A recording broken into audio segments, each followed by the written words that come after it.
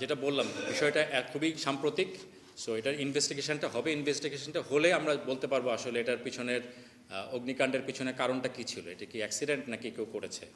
আমাদের সচিবালয়ের নিকটে আমাদের সেনাবাহিনীর সদস্যরা যারা আছেন তারা সার্বক্ষণিক ডিপ্লয়েড থাকেন। মূলত এটার এটার সাথে এটার নিরাপত্তার বিষয়টি বাহ্যিক নিরাপত্তা, তারাও যখনই অগ্নিকাণ্ডের ঘটনা ঘটেছে তারা ইমিডিয়েটলি ডিপ্লয় করেছেন এবং ফায়ার সার্ভিসকে তাদের সর্বাত্মক সহায়তা প্রদান করেছেন।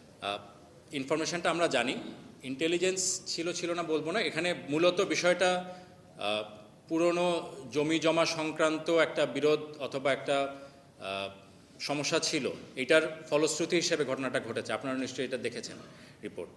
সো এটা তো গত 25 তারিখের কথা।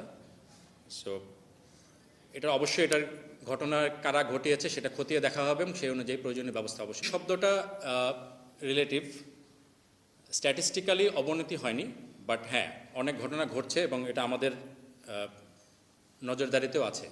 এটার বিষয়ে পুলিশ কাজ করছেন, আমরাও কাজ করছি। আমাদের বিভিন্ন লেভেলে এটা আমাদের বিভিন্ন এলাকা ভিত্তিক সমন্বয় সেল আছে, যেখানে পুলিশ, সেনাবাহিনী এবং অন্যান্য আইনশৃঙ্খলা রক্ষাকারী বাহিনী যারা তারা একসাথে সমন্বয় করেন রেগুলার, এবং সেনা সদর পর্যায়ে এবং উপদেষ্টা মণ্ডলীর পর্যায়ে বিভিন্ন সময় এই কোঅর্ডিনেশনগুলো হয় এবং দেশের যেগুলো যত ধরনের আইনশৃঙ্খলার বিভিন্ন ধরনের হুমকিগুলো উঠে আসে সেগুলো নিয়ে আলোচনা হয় এবং এগুলোর পরবর্তী পদক্ষেপ কি নেওয়া হবে সে বিষয়ে কিন্তু কার্যক্রম সেখানে সিদ্ধান্ত গৃহীত হয় এবং কার্যক্রম গ্রহণ হচ্ছে।